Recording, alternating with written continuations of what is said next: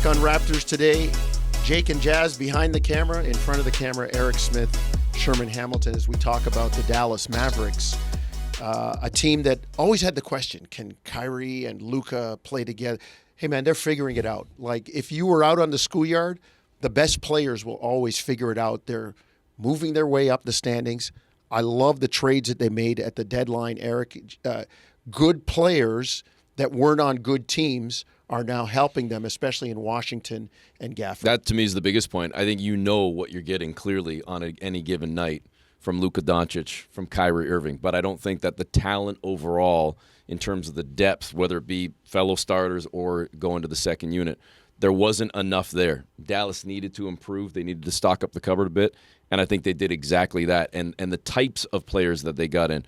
Gafford especially, to me, one of those guys that will just work for you, and he'll do the dirty stuff. And that's what I think Dallas needed. And the fact that they were able to add with, in my opinion, not subtracting a whole ton. No disrespect intended to, Curry and Holmes and Williams, but I think that they improved the talent. They won both of those deals, and it has balanced their team that much more. And I really like what they're doing now, and I would put them among the top contenders in the West because of the balance overall.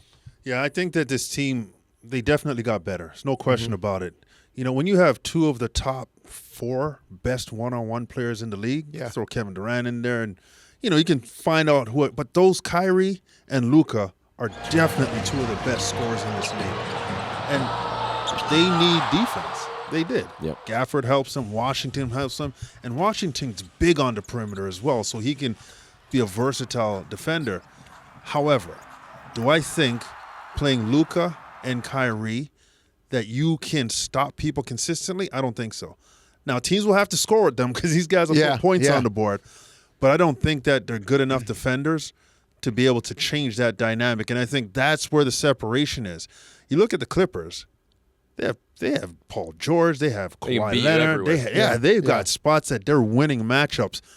Oh, and then on the other end of the floor, they can stop you. Mm-hmm. Yeah. So I think when you look at the elite team in the Western Conference, like the Clippers, like Denver, those teams to me have that edge. But I think Dallas, the way they're figuring it out, makes it scary if they continue to build on this team. I just think with Dallas too, and a great point, Sherman. I agree with that. But we look at the proliferation of offense in the NBA. Eric, you mentioned the Raptor game on Monday night, 250 plus in the scoring. And we've always said this now. Your offense has to keep you in games now. And if you're Dallas, for that reason, Sherm, defense notwithstanding, don't you guys feel like they're almost never out of games because they can put the ball in the hole? Sometimes they have big deficits, but man, you always have that firepower. You always have a chance with Luka and Kyrie and guys dropping points for you. Oh, no question about it. However, what we know is in the playoffs, it slows down a little bit. Yeah. And also, now you're not playing against a team in February. You're playing against an elite team because they're in the playoffs with you. And that's why I use the Clippers as an example. Yeah. When you put Paul George on Kyrie and you put Kawhi Leonard on Luka, this is a different matchup now. And they lock in for a week, right? 100%. It's not one night. And guess what? Those guys have to deal with those guys on the other end. Yeah.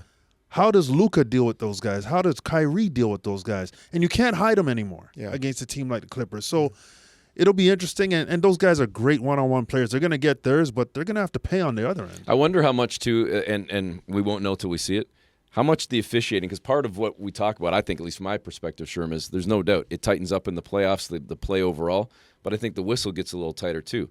Is the whistle going to get a little tighter this year? Because overall, a lot of stuff has been kind of let go. It's definitely an offensive-minded game. You can't even breathe on somebody anymore. Is that going to change from an official's perspective this year or not? And we might not know until we actually see it. Well, we'll see if the Raptors can extend the streak to 4 in a row. Wednesday night, Scotiabank Arena, a double hit on Sportsnet. You'll see Sherm on the pre-half and post-game show on Sportsnet. Eric and I have the call on Sportsnet 590 The Fan. For all of us here, Jake and Jasmine behind the camera, Sherm, Eric, myself, Paul Jones, thank you for watching us here on Raptors Today. Thanks for watching the Toronto Raptors YouTube channel. Check out our latest video and subscribe for more. Denied. Lead pass. Here's McDaniels. In a crowd, wide open three.